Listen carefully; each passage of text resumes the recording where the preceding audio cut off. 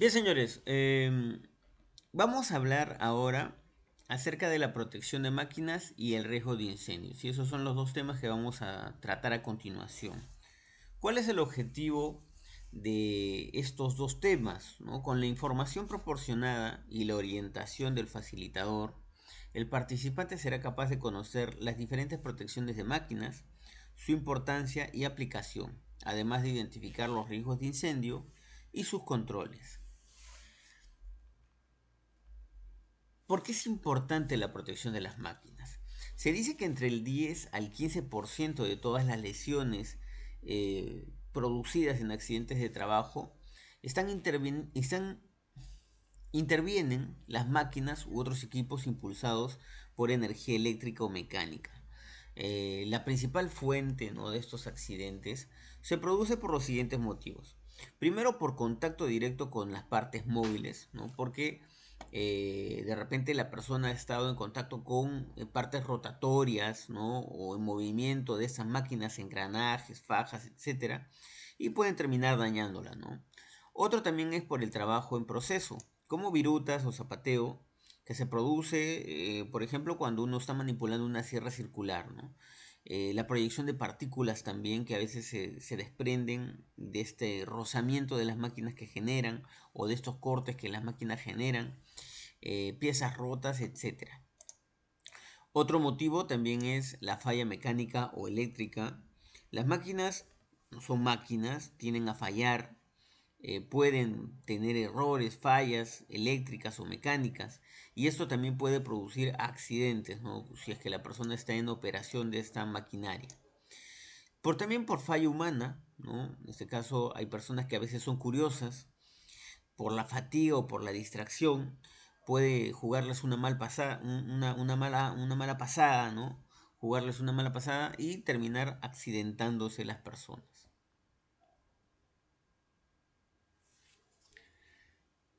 La protección de la maquinaria también se hace mediante dispositivos que se denominan guardas.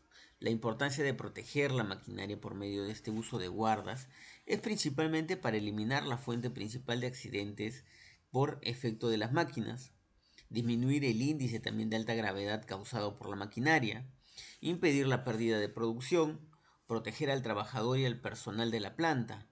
Son algunos de los motivos que generan algunos de los motivos por los que son importantes, ¿no?, este tipo de sistemas de protección. Vamos a ver este video. Les comento, les advierto que este video es un poco fuerte. Se ve un accidente laboral, ¿no?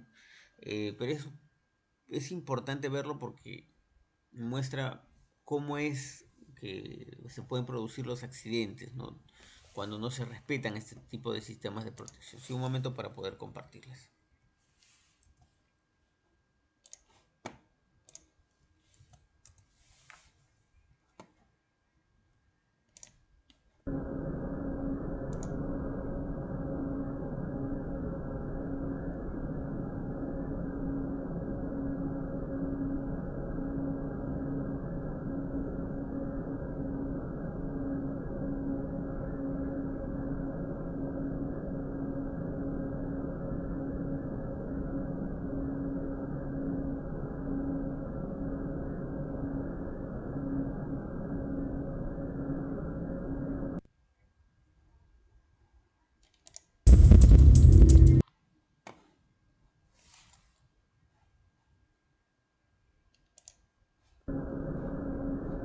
Voy a volver a reproducir el video.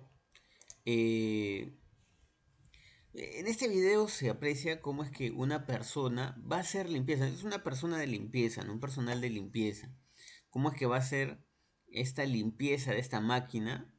Esta máquina, también para comentar un poquito acerca de ello, es una máquina amasadora, ¿no? Es una máquina industrial. Normalmente la utilizan panaderías industriales, ¿no?, donde se generan grandes masas, ¿no? Por ejemplo, para temporada navideña, donde se hacen miles de panetones o millones de panetones, es que se utilizan, por ejemplo, este tipo de máquinas amasadoras, ¿no?, que productivamente ayudan a poder desempeñar mucho mejor el trabajo, ¿no? Eh, Aquí una de las personas va a hacer limpieza, ¿no? Se ve que una persona que está con un balde Y luego, en unos instantes, llega otra segunda persona, ¿no? Se acerca a la parte de la botonera y acciona uno de los botones, ¿no? Esto hace que la máquina se active y que termine atrapando a esta persona y en cuestión de segundos, ¿no? La termina destrozando, ¿no? La termina matando. Se ve cómo es que incluso la sangre, el agua, la limpieza y todo lo demás queda regado. Una persona que quiere acercarse se termina hasta resbalando, ¿no? Producto de todo esto, las personas se alborotan. Un video bastante trágico, ¿no? Referente a ese tema. ¿Qué es lo que se le pudo haber cruzado por la mente a esta persona? Eh, no les podría decir, ¿no? Un alumno por ahí me preguntó, pero profe, ¿qué se le cruzó por la cabeza a esta persona, ¿no?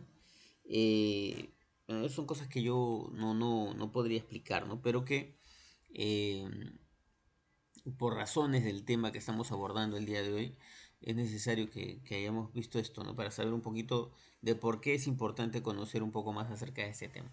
Vamos a hablar ahora acerca de los puntos de las máquinas que tienen que ser protegidos, ¿no? Tenemos primero el lugar donde se transmite la energía, ¿no? La transmisión de energía, ¿no? Esta transmisión de energía que se realiza del motor, por ejemplo, una máquina, incluye muchos de los casos ejes, poleas, fundas y cadenas impulsoras, trenes de engranaje, ruedas de cadena y transmisiones por fricción, llaves, tornillos prisioneros y otros objetos salientes, collarines y acoplamientos, ¿no? Estas partes donde se transmite energía necesitan ser protegidas, como por ejemplo aquí, ¿no? Se ve aquí que se tiene un motor que está transmitiendo energía a través de una faja hacia esta rueda que está acá, ¿no? Un engranaje aparentemente puede ser. Entonces, ese tipo de lugares tiene que estar protegido, ¿no? Para evitar que cualquier persona tenga contacto con esta cadena, con esta faja que se está, que se tiene aquí expuesta, ¿no? Esos son algunos de los lugares que tienen que ser protegidos. Otro lugar son los lugares donde hay piezas móviles. En este caso, accesorios del sistema de transmisión, tales como dispositivos de mando o alimentación, impulsores primarios, cigüeñales, bielas, contravástagos, reguladores, cabezales o carros móviles, levas y embragues, en general toda pieza auxiliar de la máquina que produzca un movimiento, ¿no? Tiene que estar protegida. Y por último, el mismo punto de operación, ¿no? Es el lugar de la máquina en el que el material entra a elaborarse. Aquí el material cambia de una forma a otra, por ejemplo, el proceso de corte, torneado, estampado, cizallado, limado, taladrado, fresado, etcétera, ¿no?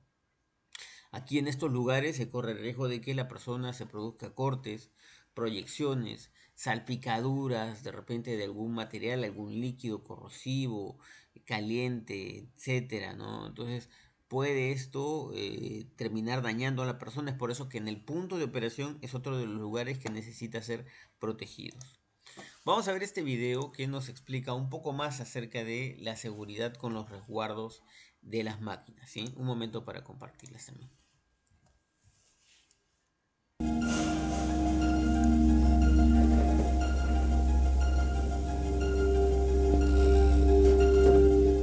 Todos los días usamos máquinas para facilitar y simplificar nuestras tareas. Con todo lo positivo que logran las máquinas, es fácil olvidar que también pueden ser peligrosas. Es más, los accidentes con máquinas producen millares de lesiones graves y centenares de muertes al año. Sin embargo, muchas veces los accidentes pudieran haberse evitado fácilmente mediante el uso correcto de resguardos y dispositivos de seguridad para máquinas. Al igual que el boxeador que se defiende con manos y brazos, los resguardos de máquinas forman barreras que le protegen a usted del peligro.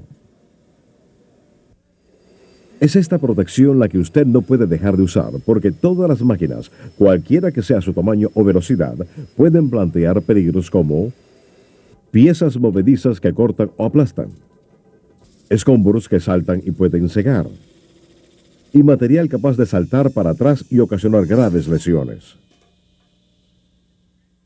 Los resguardos y dispositivos de seguridad protegen a los trabajadores al reducir su exposición a peligros. Pero antes de hablar de protectores y dispositivos específicos, debemos saber dónde es más probable que ocurran tales peligros con máquinas. Empecemos por ver los movimientos que hace una máquina. Así identificaremos posibles peligros y veremos cómo los resguardos o dispositivos de seguridad se pueden usar para su control.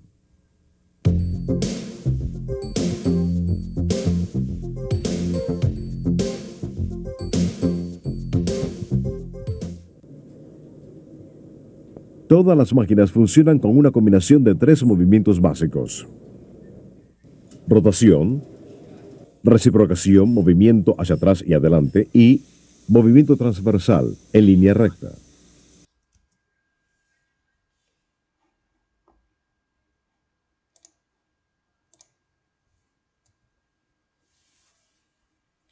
Bien, vamos a hablar acerca de los principales tipos de guardas, ¿sí? Tenemos las guardas de barrera fija, ¿sí? Estas son guardas que son estacionarias.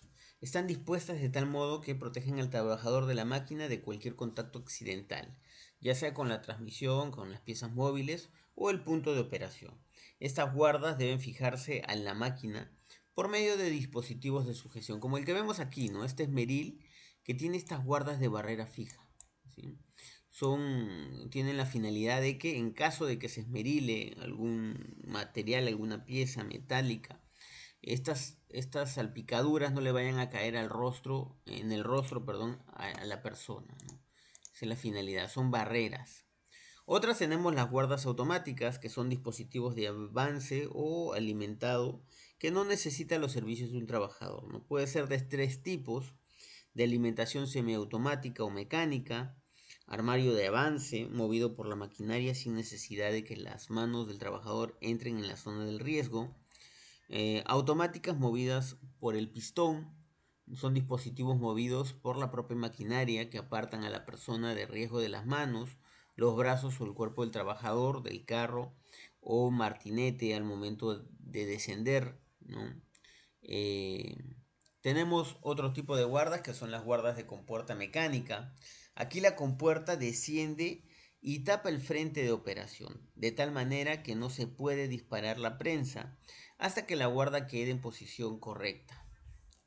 El borde de la compuerta debe ser acoginado para evitar daño al operario. Esta guarda puede convertirse en guarda de barrera fija. Por ejemplo, la que tenemos aquí, ¿no?, en la imagen. Esta guarda es una compuerta, se abre de manera manual, ¿no? Agarras de esta asa, abres la compuerta y para que tú puedas volver a utilizar este torno, esta guarda tiene que volver a ser colocada. Si no la colocas, no va a prender el torno, ¿no? Esto con la finalidad de proteger a la persona o no dejarla desprotegida, ¿no?, ante el accionamiento de este torno, ¿no?, de este sistema rotatorio que tiene. Bien, otro tipo de guardas que tenemos son las guardas disyuntores, ¿no? Tenemos aquí las pararodillos que normalmente se utilizan en las industrias textiles, ¿no? Son varillas que van al costado o por encima de la máquina, ¿no? Si es que una persona se acerca mucho o su cabeza se acerca mucho hacia estas máquinas, lo que va a hacer es eh, apagar la máquina de manera instantánea, ¿no? Accionan una botonera.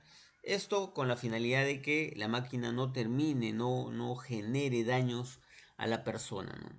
Tenemos las guardas disyuntoras tipo manuales. Este tipo exige la aplicación simultánea de presión en dos palancas o botones. Obliga a que la persona utilice las dos manos, ¿no?, para que las manos no estén expuestas. La del tipo ojo eléctrico se llama también célula fotoeléctrica. Se justifica el uso de este dispositivo cuando se necesita un sistema de freno que detenga instantáneamente la maquinaria e impida que se te ponga en marcha. Si en la zona de riesgo protegida por el rayo de la fotocélula se encuentra algún objeto. Normalmente este tipo de guardas disyuntoras de tipo ojo eléctrico se utilizan en los ascensores, ¿no? Cuando una persona va a entrar a un ascensor, ¿qué es lo que hace? Mete la mano, ¿no? Mete la mano para que el ascensor vuelva a abrirse, ¿no? Algo similar pasa en las industrias, ¿no? Eh, por dentro de la puerta del ascensor pasa un haz de luz. Cuando tú interrumpes ese haz de luz, lo que va a hacer el ascensor va a detectar de que esa luz que pasa por el medio de la puerta ha sido interrumpida. va a mandar a un dispositivo a que detenga el proceso de cerrado de la puerta y va a activar otro motor que va a hacer que abra nuevamente la puerta, ¿no? Em, Algo similar pasa también en las industrias, ¿no? Este tipo de guardas también detectan si la persona está muy cerca. Cuando una persona está muy cerca, lo que va a hacer es desactivar automáticamente el motor de la máquina o la máquina en sí para que no se vaya a provocar daño en la persona, si la persona está muy cerca a este lugar. Y por último tenemos las guardas de posición, que son el más representativo son las guardas barandal, ¿no? Estas guardas hacen las veces de barrera o cerca, ¿no? Que impide el contacto por accidente entre una persona y la maquinaria en movimiento, las vueltas, los resortes, evitar engancharse u otros objetos, ¿sí? Por ejemplo, aquí tenemos nuestra guarda barandal. Así como tenemos barandas, ¿no? En Senati, como para que no las personas no se vayan a caer, ¿no? De los pisos superiores. Igualito también se tienen estas guardas, ¿no? Que limitan el acceso a la persona, ¿no? Para que de repente limitan que la persona no se acerque mucho a una faja transportadora. De repente un caldero que está salpicando metal fundido, o de repente a una máquina que está generando temperaturas altas, ¿no? Entonces, estas guardas tipo barandal son cercos, son barreras físicas que hacen que delimitan, en este caso, la distancia entre la persona y la zona de riesgo, ¿sí? Bien, vamos a ver este video que nos habla un poquito más acerca del riesgo mecánico, ¿sí? Un momento para poder compartirles.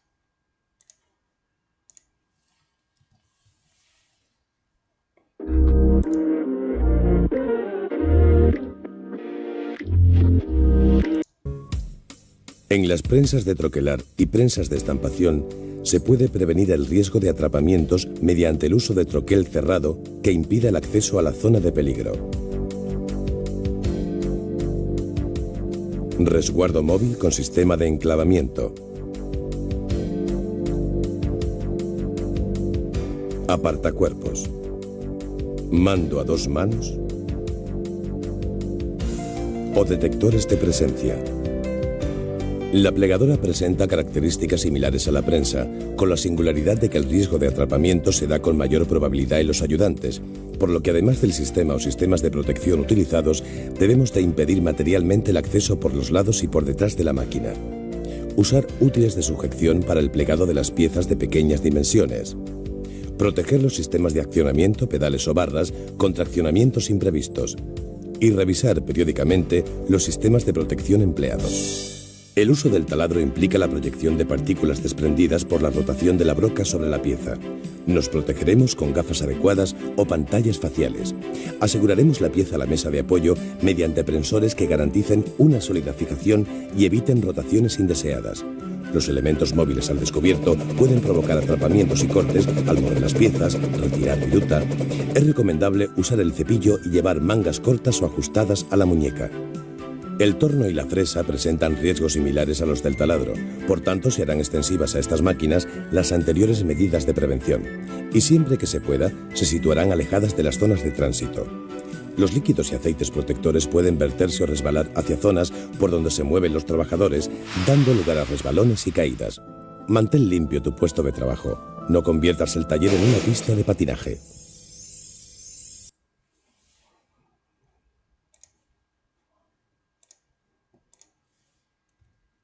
Bien, algunos requisitos que deben de tener las guardas, ¿no?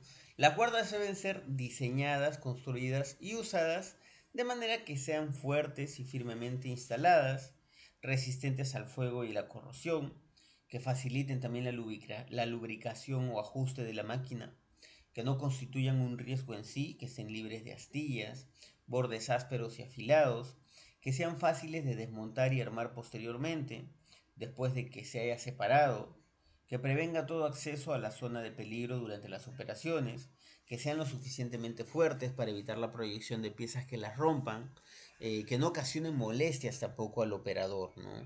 Tanto para la visión o para la maniobrabilidad, que no interfieran tampoco innecesariamente con la producción. Algunas prácticas seguras con respecto a estas guardas de protección. Nunca quitar o ajustar las guardas sin permiso del supervisor, salvo el caso de que la persona interesada esté preparada y que el ajuste de la máquina sea parte de su trabajo normal. Ninguna máquina debe ser puesta en marcha a menos que las guardas se hallen en su lugar y en buenas condiciones. Siempre que se quiten los resguardos para hacer reparaciones o mantenimiento, se debe de desconectar la corriente del equipo y se bloqueará el interruptor principal. Y por último, no debe permitirse tampoco al personal trabajar en el equipo mecánico o cerca de él con corbata, ropa suelta y otros objetos similares. Eh, Esto porque hay riesgo de atrapamiento, ¿no? Ha habido muchos accidentes donde las personas han utilizado collares demasiado sueltos. Normalmente dentro de los talleres, dentro de los ámbitos laborales, te piden que si se utilizan máquinas, ¿no? Talleres, fábricas, ¿no? Se te pide que te quites todas las alhajas, ¿no? Que te quites los aretes por ahí si de repente el arete es demasiado colgante, que te quite, o en el caso de las damas, ¿no? O si en los cabellos que utilizan cabello largo también, ¿no? Se les pide que recoja su cabello, que se amarren el cabello, porque también ha habido situaciones en las que las máquinas, estas partes rotativas, han atrapado el cabello de la persona y han producido accidentes incluso hasta fatales, ¿no? Los anillos, las pulseras, los relojes, las cadenas, ¿no? En muchos de los casos a veces pueden ser o son susceptibles de ser atrapadas cuando hay máquinas o partes en movimiento. Entonces, es por eso que las recomendaciones del caso nos hablan acerca de ello. También tener presente estas últimas reglas, ¿no? No improvise las protecciones de seguridad, ¿no? Acá se ve, por ejemplo, este armazón que se ha hecho en en esta máquina, ¿no? Que en lugar de brindar protección genera riesgos adicionales. Eh, Otra recomendación, otra regla, afirme bien estas protecciones. Estas protecciones también no son eternas. Están instaladas en lugares donde hay vibraciones, hay movimientos, hay temblores, ¿no? De la propia máquina y se pueden aflojar los pernos. Eso es por eso necesario también que se vayan ajustando cada cierto tiempo con la finalidad de que no terminen retirando, no saliéndose esta protección, ¿no? De su posición original. Y por último, mantener en buen estado las protecciones, ¿no? Como les digo, eh, no son eternas. De vez en cuando tenemos que hacerle un mantenimiento. Muchas de estas protecciones son de barreras acrílicas, de fibra de vidrio, de metal, de lata. Entonces es por eso necesario que al estar expuestas al medio ambiente se pueden deteriorar. Por eso que tenemos que hacerles su mantenimiento periódico, ¿sí? Bien, con esto culminamos lo que es las protecciones de las máquinas, el primer tema del que íbamos a hablar, y vamos a hablar ahora acerca del riesgo de incendio, ¿sí? El fuego o combustión. Primero vamos a hablar acerca del fuego. ¿Qué es el fuego? Es una reacción química en la cual elementos como el carbono y el oxígeno, en presencia del calor, reaccionan produciendo fuego. Para que exista fuego tienen que estar tres elementos presentes. Primero el calor, el oxígeno y el combustible, ¿no? A estos tres elementos, como lo vemos aquí, se les conoce como el triángulo del fuego, ¿no? Y es importante que conozcamos esto porque más adelante nos va a ayudar a saber acerca de los métodos de extinción, ¿sí? Hay que acordarnos del triángulo del fuego. Bien, vamos a continuar. Ahora, el riesgo de incendio está presente en cualquier tipo de actividad, pero para que se produzca un incendio se necesita la presencia de un cuarto factor. Tú en un ambiente puedes tener de repente material combustible. Cuando hablamos de combustible estamos hablando de un material, cualquier material que pueda ser consumido por el fuego, ¿no? Que pueda alimentar el fuego. Puedes tener también oxígeno, que está en la mayoría de las partes del planeta, y puedes tener calor, ¿no? Pero no necesariamente se va a producir el fuego. Se necesita un cuarto componente, una reacción en cadena, una reacción química, un chispazo, algo que detone la ignición, el comienzo del fuego, ¿no? La combustión. Cuando estos cuatro componentes entran en combinación, se produce el tetraedro del fuego. vamos a hablar un poquito acerca de estos componentes del tetraedro del fuego. Cuando hablamos de combustible, como lo hemos dicho, estamos hablando de cualquier sustancia en cualquiera de sus estados, ¿no? Sólido, líquido, gaseoso, que sea capaz de ser consumido por el fuego. Cuando hablamos de comburente, estamos hablando de la sustancia que hace que entre en combustión el fuego. La más común de estas es el oxígeno. Cuando hablamos de la fuente de calor, estamos hablando del foco de calor suficiente como para que se produzca el fuego. Y al hablar de reacción en cadena, estamos hablando del proceso que provoca la aparición y la propagación del fuego. Vamos a hablar de las clases de incendio. Tenemos estas 5 clases de incendio, las más comunes. Si uno le pregunta a un bombero cuántas clases de incendio hay, te van a decir de repente más, ¿no? Porque existen más clases de incendio, pero las más comunes son estas 5. Tenemos los incendios clase A, que son incendios de materiales combustibles, sólidos, corrientes. Estos fuegos se combaten esencialmente a base de agua para producir un efecto enfriante. Esos incendios clase A son de materiales sólidos, como lo hemos mencionado, como por ejemplo madera, papel, cartón, plástico, cueros. Todo material sólido es incendio clase A. Luego tenemos los incendios clase B, que en este caso son producidos por líquidos inflamables. Cuando uno habla acerca de combustible, lo que se le viene a la mente es materiales como gasolina, petróleo, ¿no? Y no es así. Combustible son todos los materiales que pueden ser consumidos por el fuego. Por ejemplo, la madera es un material combustible. ¿Por qué? Porque el fuego lo puede consumir, lo puede quemar, ¿no? Si lo puede quemar, es un material combustible. Y en el caso de los incendios clase B, son aquellos incendios producidos por líquidos inflamables. Líquidos como gasolina, petróleo, benzina, alcohol, tiner, etcétera, ¿no? Todos aquellos que son líquidos combustibles son incendios clase B y se combaten mediante una acción asfixiante para eliminar el oxígeno. Más adelante vamos a explicar un poquito más acerca de los métodos de extinción, ¿sí? Tenemos los incendios clase C. Estos incendios clase C se inician en equipos eléctricos vivos. Se emplean agentes extintores no conductores de la electricidad para poder apagar ese tipo de incendios, ¿no? Por ejemplo, estás preparando tu desayuno, ¿no? Con tu licuadora, estás ahí con tu jugo de papaya, ¿no? La licuadora hace cortocircuito, se prende, ¿no? Es un incendio clase C. Estás trabajando en tu computadora, se sobrecalentó tu computadora, se prendió, ¿no? Se incendió tu computadora, incendio clase C. Lo mismo si de repente se prendió tu televisión, ¿no? Entonces, son incendios clase C porque son incendios que involucran equipos eléctricos, ¿no? Los incendios clase D son aquellos que se inician en metales combustibles como el litio, el potasio, el circonio. A este tipo de incendios no se recomienda apagarlos con agua, ¿no? Porque puede tener alguna reacción química violenta. ¿Dónde podemos encontrar estos incendios clase D? Por ejemplo, tu celular. Tu celular funciona con baterías de litio, ¿no?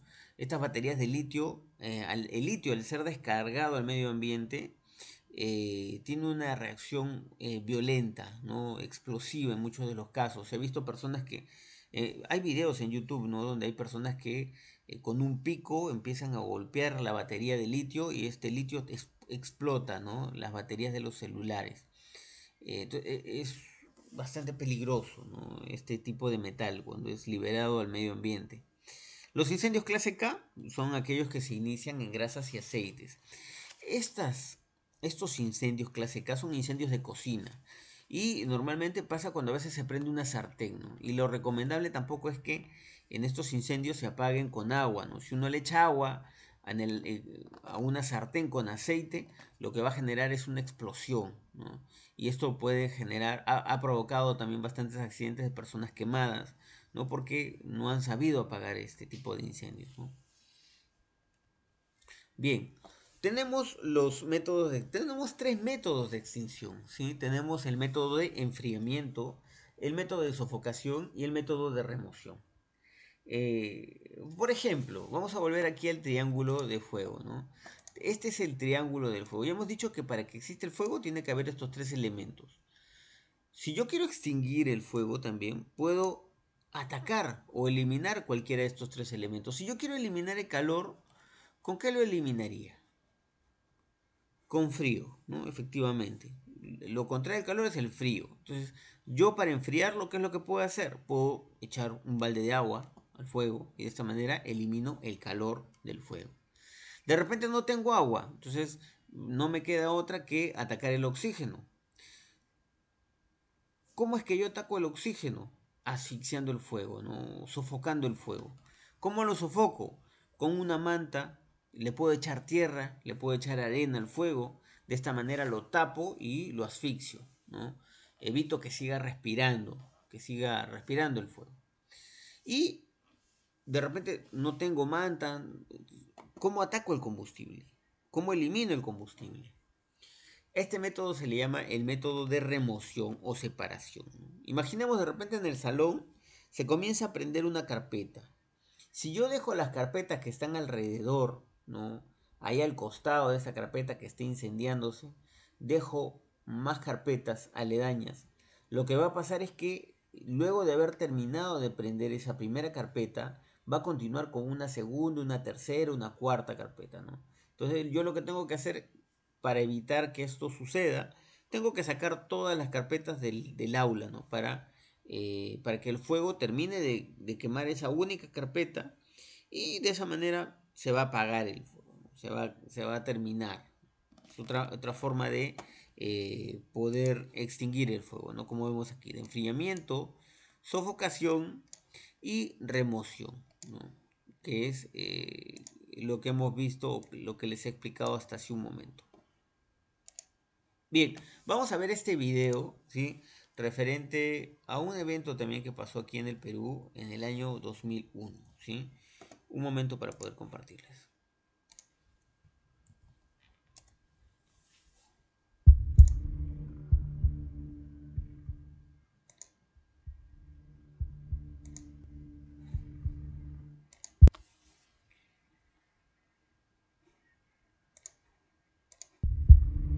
Como es característico del país, cada que comienza un año nuevo el cielo se llena de fuegos artificiales, así que no es difícil imaginar que cerca de estas fechas muchas personas buscan encontrar pirotécnicos para reventarlos ese día.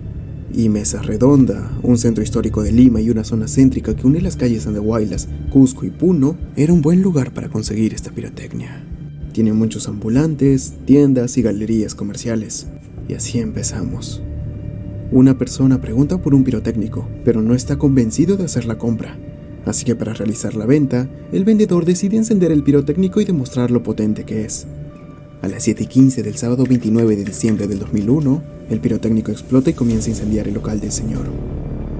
Al no apagarse, un niño y un señor gritan sobre el incendio, pero la gente no hace caso. Sin embargo, tanto en el lugar del incendio como en lugares aledaños, se guardaban más de 900 toneladas de pólvora, esto incluyendo los pirotécnicos de los locales, los depósitos y los que vendían los vendedores ambulantes. En pocos segundos, el incendio llegó a los fuegos artificiales del señor, comenzaron a reventar y le siguieron los pirotécnicos de lado. Una gran explosión se escuchó. Las personas comenzaron a correr gritando. Se generó un disturbio y una estampida de personas. Muchos vendedores decidieron encerrarse en sus stands, pues temían que entraran a robar sus productos, además que pensaban que el incendio ya pasaría. En las calles todos los fuegos artificiales causaron una gran bola de fuego. Las personas se encerraban en galerías y subían al último piso. Otros corrían por la pista y se subían a los taxis para evitar a la muchedumbre. Varios taxistas que estaban en el lugar no conseguían abrir sus puertas para correr. Las personas no les permitían salir. Y ahí siguieron cuando el fuego los alcanzó.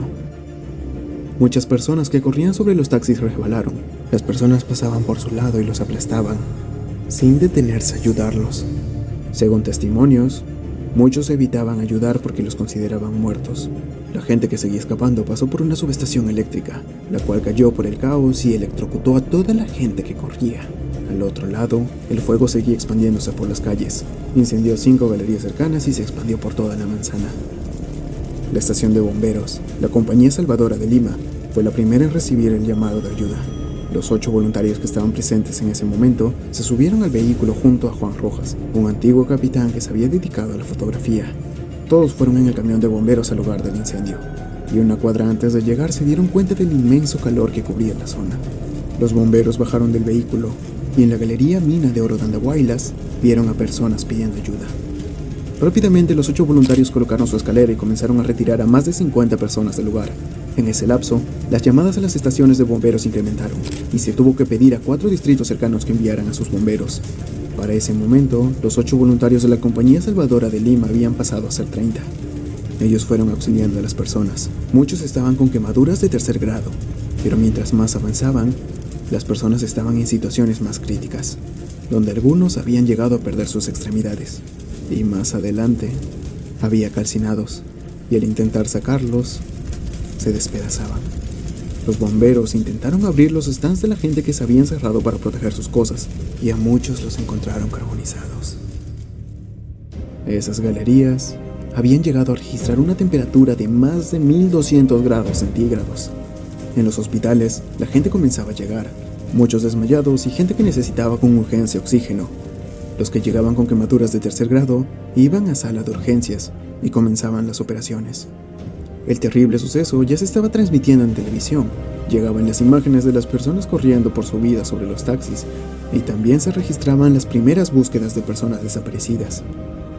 En el lugar del incendio, los bomberos intentaban controlar el fuego y la cantidad de agua que usaban era tan grande que llegaron a inundar parte del lugar, provocando que algunos cuerpos flotaran sobre la zona.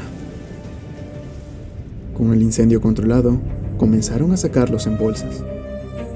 Esa noche, mucha gente que tenía familiares que habían decidido ir a Mesa Redonda temía lo peor. A los desaparecidos los dieron como víctimas del accidente y fueron registrados como NN. Los internados de las clínicas estuvieron durante semanas, incluso meses, recibiendo cuidados intensivos. El Estado prometió investigar lo que había sucedido. Sin embargo, luego de 5 años de investigaciones, se sentenció a 4 personas. 4 señoras que vendían pirotecnia de forma ambulatoria. Cada una recibió 5 años de cárcel. Y ningún funcionario público fue sentenciado por las faltas de seguridad de Mesa Redonda. Es todo.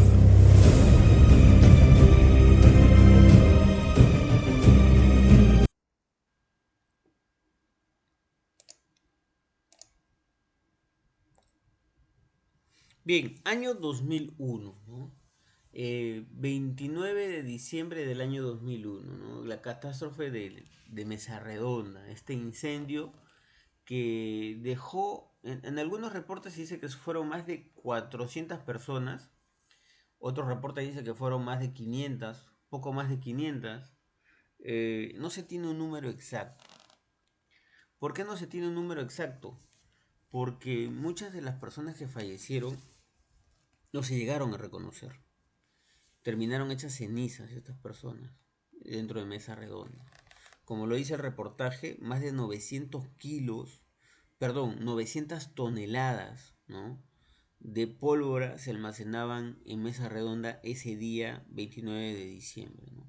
En seguridad industrial hay 2 eventos que cambiaron la reglamentación nacional, ¿no?, o que ayudaron a cambiar la reglamentación nacional.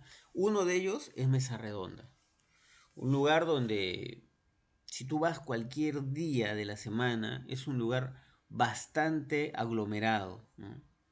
Imagínate un sábado, porque esto pasó un día sábado 29 de diciembre, ¿no? Un sábado 29 de diciembre, eh, cerca a Año Nuevo, ¿no? Muchas de las personas fue a las 7 de la noche, 7:15 indican de que comenzó el epicentro, ¿no?, de Mesa Redonda, 7:15 de la noche. Si tú vas un día sábado normal, que no es un día festivo, tú lo vas a encontrar a Mesa Redonda repleto de personas, ¿no? Imagínate un 29 de diciembre, 2 días antes de Año Nuevo, ¿no? Cómo estaba ese sitio, cómo estaba ese lugar de aglomerado, ¿no? Había muchas reglas, muchas faltas de normas, perdón, en Mesa Redonda, ¿no? Muchas de las personas que fallecieron en Mesa Redonda, antes de morir quemadas, o convertidas, hechas cenizas, murieron aplastadas, ¿no? Pisoteadas, porque no se tenían rutas de escape. Muchas de las personas no sabían hacia dónde salir, hacia dónde correr. No se tenía identificado la ruta correcta para una evacuación ante una emergencia. Muchas de estas personas se tropezaban con las cajas porque tenían, no había mucho orden en ese tiempo en el centro de Lima, ¿no? Incluso los vehículos, se permitía en ese tiempo que los vehículos se estacionen dentro de mesa redonda, cosa que actualmente no te dejan que un vehículo sea estacionado en que ingrese, ¿no? Ya no te dejan que ingreses a mesa redonda. Eh, y aquí este otro problema, porque estos vehículos, muchas de las personas que estaban dentro de sus vehículos tampoco pudieron escapar. Otro grupo de personas, luego de haber fallecido, luego de las personas que fallecieron pisoteadas, otro grupo de personas falleció dentro de sus vehículos, porque no podían abrir las puertas de sus vehículos. Era tanta la aglomeración, era tanta la gente empujando el vehículo que las personas que estaban en el interior no podían abrir las puertas. Y ya para el momento en que bueno, ya había pasado lo peor, ¿no?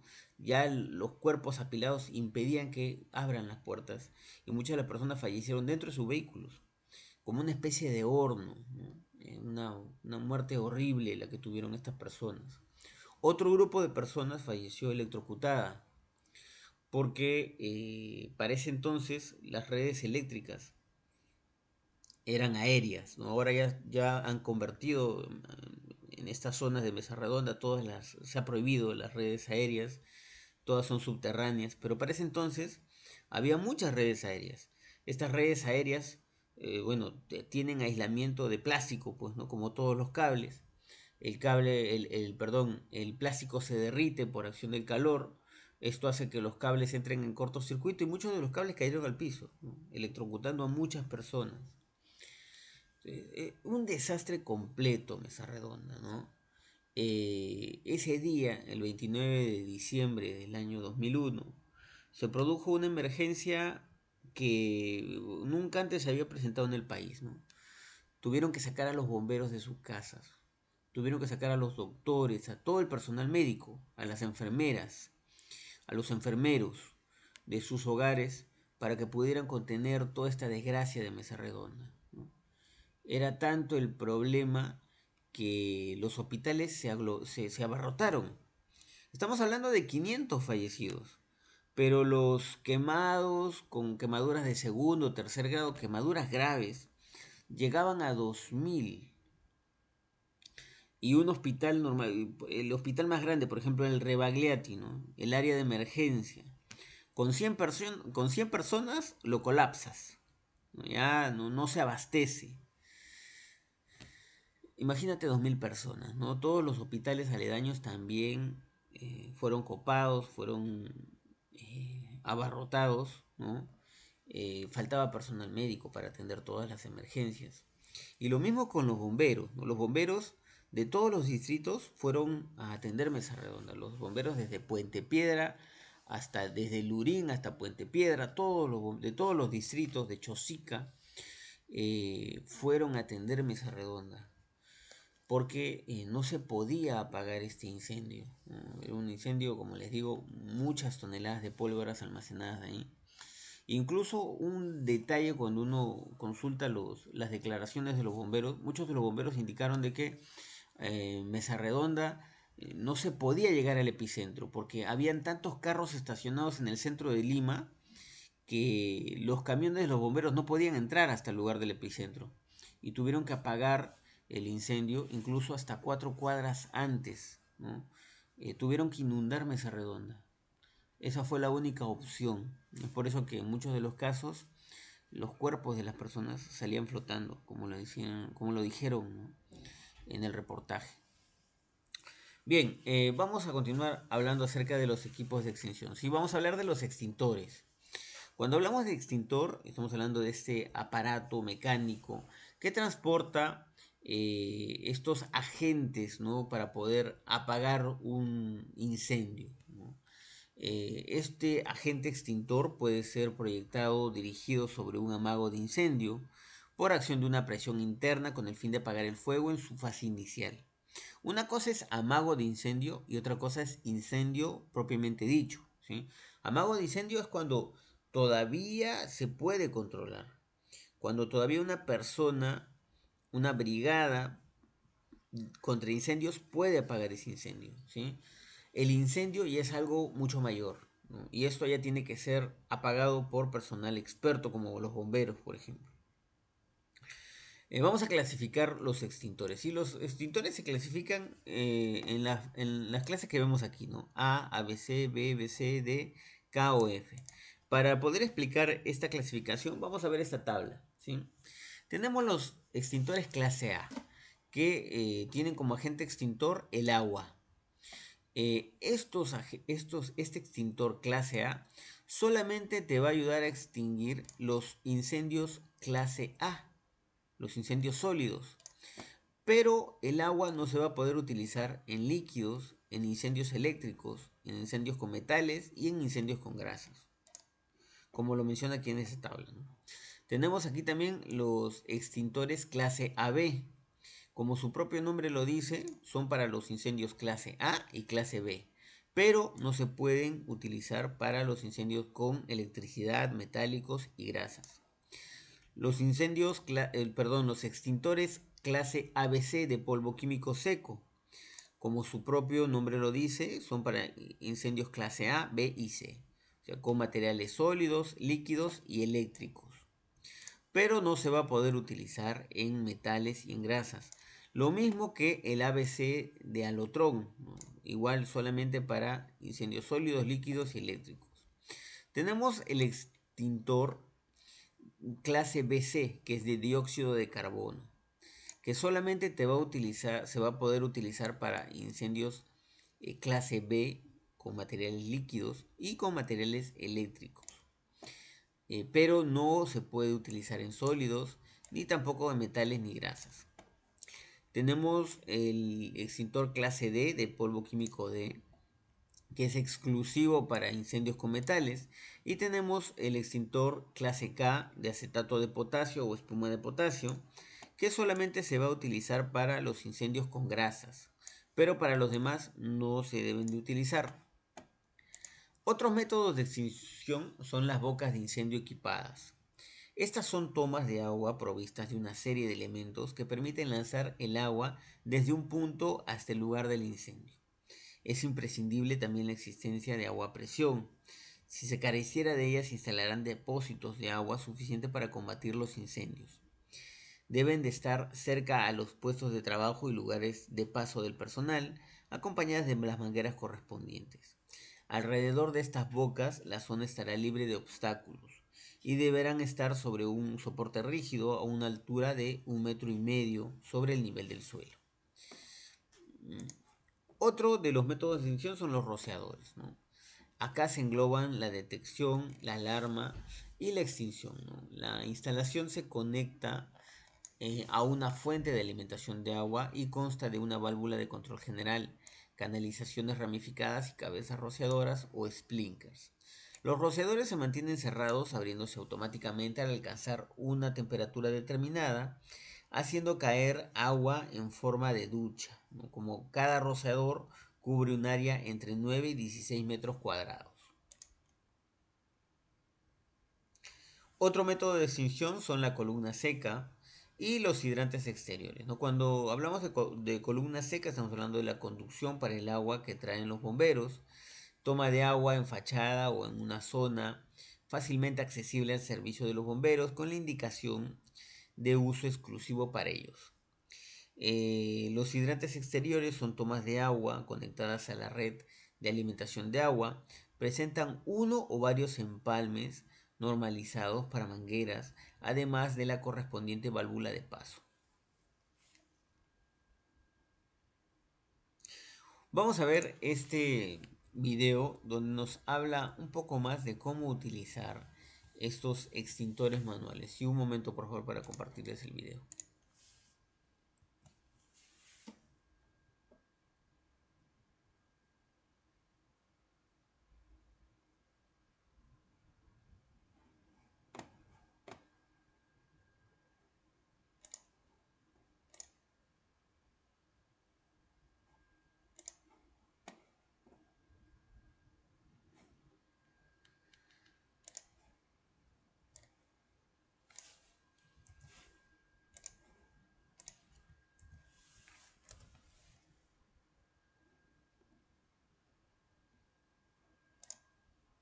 I was gonna put this guy to sleep. I'm not gonna lie. Why, man? Yeah, but then I got high. Baby, but then I got high. Yeah, but then I got high. I like that.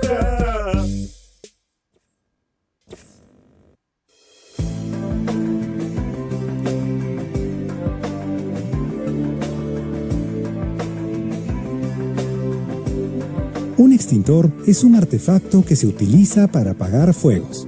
Consiste en un contenedor metálico cargado a presión con un agente extintor de incendios, de modo que al abrir una válvula, el agente sale por una boquilla, la cual debe dirigirse a la base del fuego para extinguirlo. Un extintor está compuesto por cuerpo o cilindro, indicador de presión o manómetro, palanca de descarga, manija de transporte, precinto de seguridad, pasador de seguridad o seguro, manguera de descarga y boquilla, identificación del tipo de extintor, tarjeta para el registro o control de la inspección. Los extintores deben pasar por una revisión periódica, por ello cuentan con tarjetas de inspección.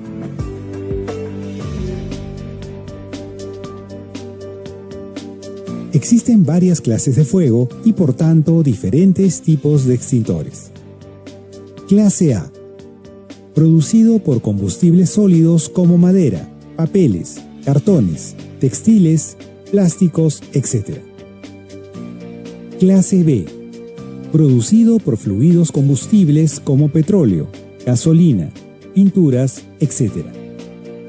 Clase C. Llamados comúnmente fuegos eléctricos. Son producidos por equipos conectados a una fuente de energía eléctrica. Si el equipo se desconecta de la fuente, el fuego se convierte en uno de clase A. Clase D. Producido en polvos o virutas de aleaciones de metales pirofóricos, como aluminio, magnesio, etc. Clase K. Producido por electrodomésticos que incluyen combustibles como aceites y grasas de cocina.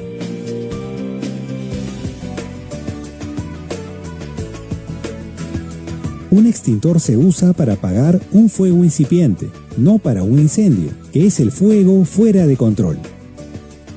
Si percibes un amago o fuego incipiente, guarda la calma y actúa inmediatamente. Asegura la escena y sitúate a favor del viento. Identifica rápidamente el tipo de fuego y utiliza un extintor adecuado para el mismo. Retire el extintor de su ubicación y observa el manómetro para comprobar que esté cargado. En caso que el extintor se encuentre en un lugar alejado del fuego, actívalo donde esté.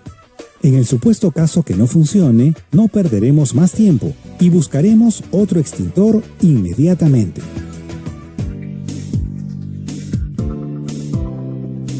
La mnemotecnia TAPE es nuestra guía para activar el extintor correctamente. T. Tirar. A. Apuntar. P. Presionar. E. Extinguir. Tiramos fuertemente el precinto de seguridad y jalamos el pasador, que es el seguro del extintor. Guardando una distancia de entre 2,5 metros a 3 metros, apuntamos la boquilla del extintor a la base del fuego. Presionamos el percutor para activar el agente extintor. Realizamos movimientos tipo abanico con la boquilla para distribuir correctamente el agente extintor hasta extinguir el fuego. Luego de haber apagado el fuego, dejaremos el extintor echado a un lado para dar a entender que ya fue usado. Llama al servicio de emergencias para informar del suceso. Si el fuego se presentó en una empresa o entidad similar, recuerda seguir los procedimientos del plan de respuesta de la institución. Tu seguridad es lo más importante, siempre. Inveritas Global Holdings, su empresa de elección en gestión de riesgo.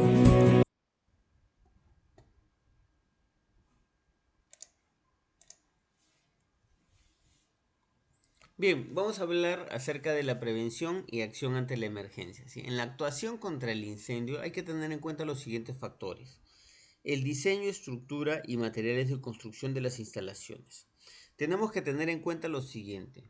Primero, la ubicación del centro de trabajo, el tipo de actividad, los edificios colindantes, las facilidades de acceso, el tamaño y la estructura del centro, los materiales de construcción empleados y las instalaciones de protección contra incendios. En Mesa Redonda se mezclaron todas estas cosas, ¿no? Era un lugar de difícil acceso. Se vendían productos explosivos, ¿no? Como pirotecnia, ¿no? No había muchas facilidades de acceso, ¿no? Por el mismo congestionamiento. La estructura de los centros comerciales, en este caso en Mesa Redonda, en muchos de los casos era de material un poco antiguo, ¿no? De quincha. Quincha es este barro que hacen con carrizos, ¿no? Que es un material altamente combustible, ¿no? Y entonces no habían tampoco sistemas o instalaciones de protección contra incendios, ¿no? Eh, Adolecía de muchos de estos sistemas preventivos. Otro de los temas preventivos tenemos los sistemas de detección y alarma, ¿no? Los mismos que tenemos también en las instalaciones de Senati, ¿no? Cualquier incendio es fácilmente controlable si se detecta y localiza rápidamente antes de que se propague y alcance grandes dimensiones. A través de los distintos sistemas de detección y alarma se consigue una vigilancia permanente que nos permitirá actuar en cuanto aparezca el peligro de incendio. Estos sistemas pueden ser humanos, recorridos de evaluación de orden y limpieza o inspecciones, o también pueden ser automáticos, ¿no? Como detectores de gases, de humos, temperatura, etcétera. Vamos a ver este video referente a otra tragedia que pasó acá en el Perú, pero en el año 2002, ¿sí? Un momento para poder compartirles. Hace 12 años, 29 jóvenes se encontraron la muerte. El 20 de julio del 2002 se organizó un evento en la discoteca Utopía en el Jockey Plaza. Un incendio en el local desató la desgracia. Los detalles en el siguiente informe de Marco Calderón.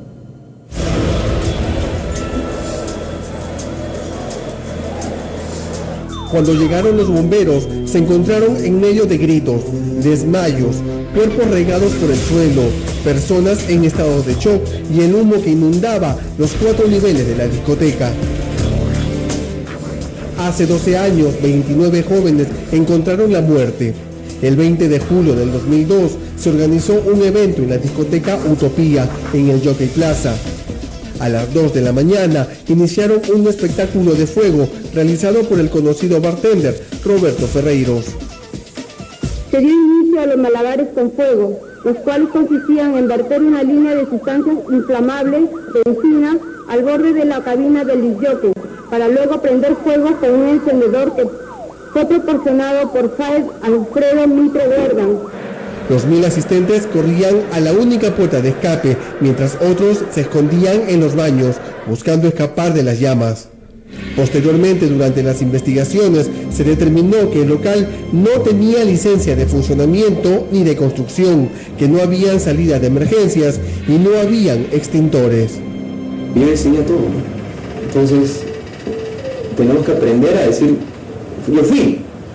Durante el proceso judicial se sentenció a Ferreiros con 4 años de prisión y a Persinor a 15 por homicidio doloso. En el 2011 se le redujo la pena a 10 años, pero los deudos exigían que los socios Alan Asisolajov y Edgar Paz Rabines también debían ser juzgados.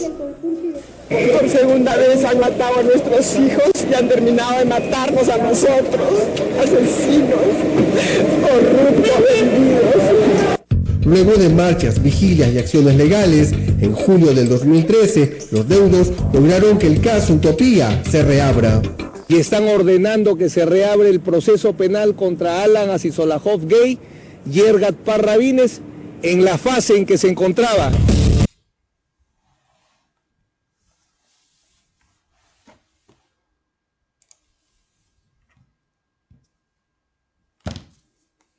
Otra tragedia, ¿no? En este caso del año 2002. Esto pasó el 20 de julio.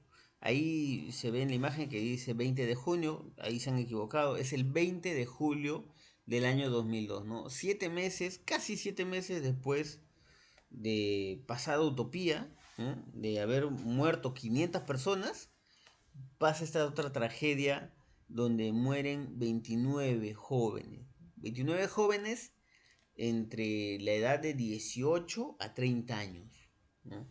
Estas personas fueron a esta discoteca a divertirse, a pasarla bien, ¿no? Como cualquier persona tiene derecho, ¿no? Eh, y terminaron falleciendo, ¿no? Esta discoteca estaba ubicada en el centro comercial Jockey Plaza, dentro del centro comercial Jockey Plaza, ¿no? Eh, y miren, o sea, había pasado solamente 7 meses de esta tragedia de Mesa Redonda, donde murieron cerca de 500, o cerca o poco más de 500 personas eh, quemadas, y en Utopía algo similar. 29 jóvenes, ¿no? Dentro de esta discoteca que estaba ubicada dentro de uno de los centros comerciales para ese entonces, para el año 2002, no habían otros centros comerciales, no había muchos centros comerciales. Estaba Larcomar, estaba Plaza San Miguel y se tenía lo que era el Jockey Plaza, ¿no? No había Megaplaza, no había Plaza Norte, no había Mall del Sur, no había Plaza Puruchuco, etcétera, ¿no? No habían tantos centros comerciales como hay ahora. Y el Jockey Plaza se posicionaba como el mejor centro comercial del Perú. Y mira, en el mejor centro comercial que tiene el Perú, no se cumplían con las medidas de seguridad básicas.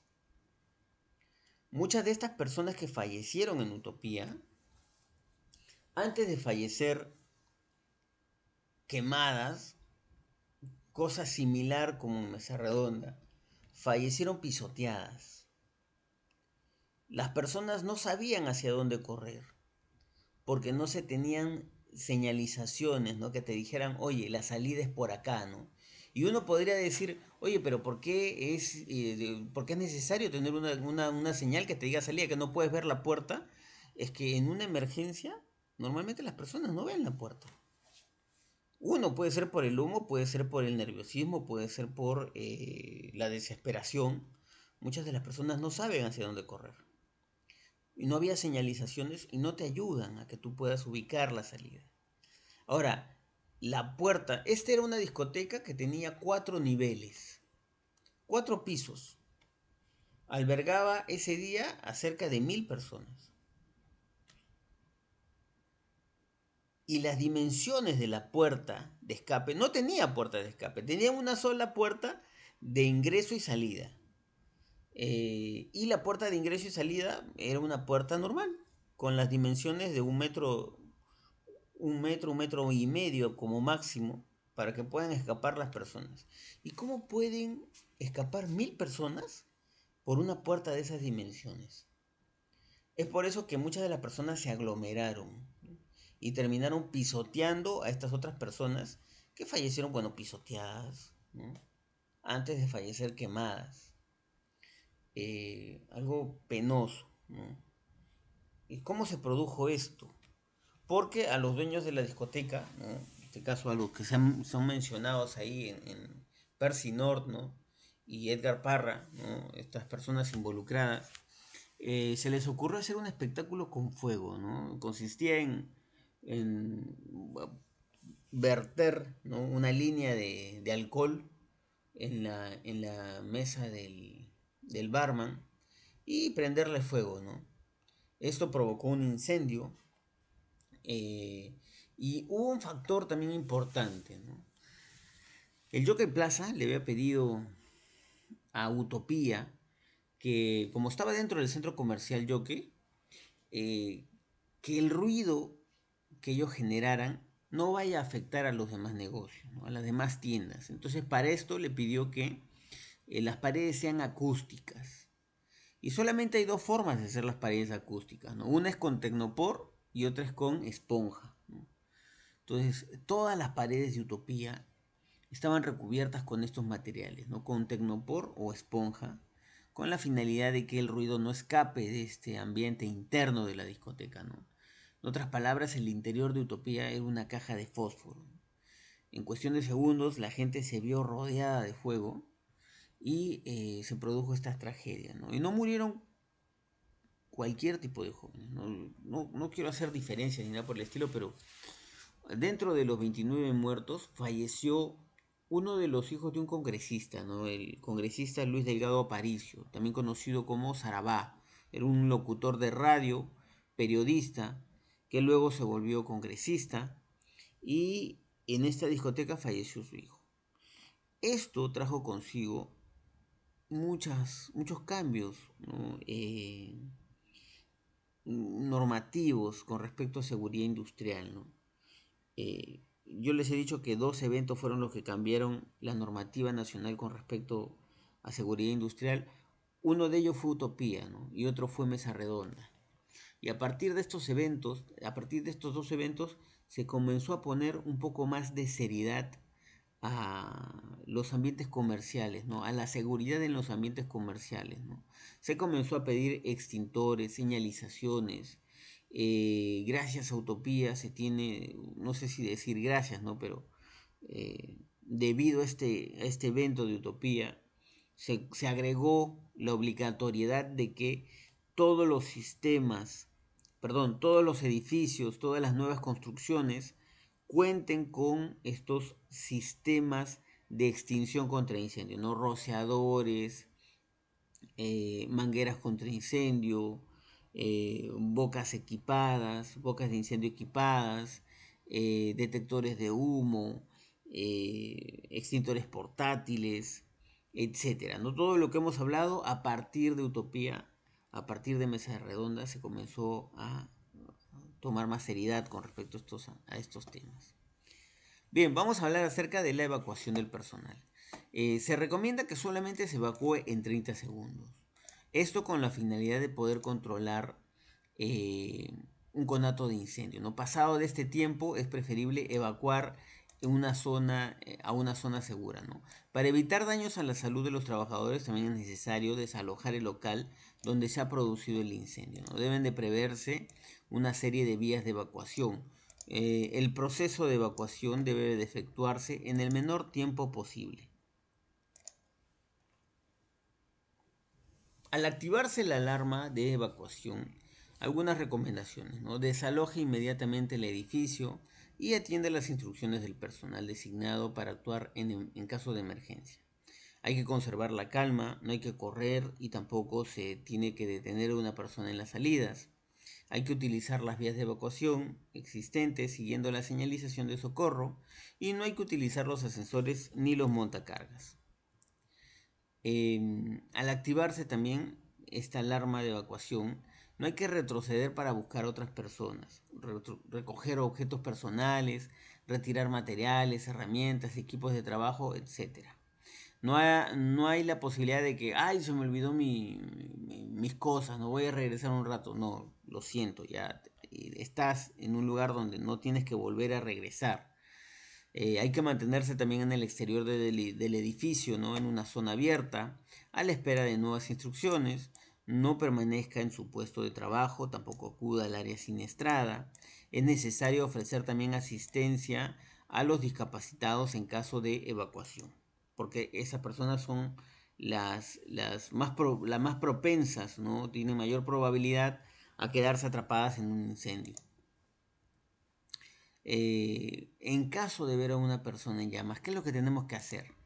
Cubrir con una manta o chaqueta o hacer que el herido ruede sobre su propio cuerpo, ¿no? Con la finalidad de que sofoque estas llamas que lo cubren. Hay que aplicar agua en abundancia para enfriar la herida y reducir el dolor. Y no hay que retirar la ropa adherida a la piel. Solamente aplicar agua. No hay que echar ninguna otra cosa más. Algunas personas por ahí de repente ven a la persona, le echan tierra, le echan arena, no se echa. De repente hay que sofocar, sí, con alguna manta, buscamos, no tengo una manta, una chaqueta, algo, pues no empiezo a sofocar estas llamas que están cubriendo a la persona, pero no tengo que echar tierra, no tengo que echarle extintor, ¿no? El contenido de un extintor a la persona tampoco, ¿no? Esto puede producir algunos daños si la persona, cuando una persona se quema la piel. Entonces, si le echamos tierra, vamos a generar una infección gravísima, ¿no? Y esto puede generar complicaciones en la salud de la persona, ¿sí? Entonces, solamente agua. Y tampoco hay que retirar la ropa adherida a la piel, porque en caso de quemaduras, la ropa se puede pegar, tiende a pegarse al cuerpo de la persona. Y si nosotros retiramos la ropa adherida a la piel, puede ser que estemos quitándole, así como cuando arrancas un curita, ¿no? Puede ser que nosotros le estemos quitando la piel o le estemos despellejando a esta persona. Entonces, lo único que tenemos que hacer es aplicar agua en abundancia y trasladarlo a un centro de salud más cercano para que la puedan atender a esta persona, ¿sí? Nada más. Eso es lo que tenemos que hacer en caso de ver una persona en llamas. Y bueno, señores, con esto hemos culminado el tema del día de hoy. Muchas gracias a todos por su atención y con esto nos despedimos, ¿sí? Hasta la siguiente clase. Que tengan muy buen día.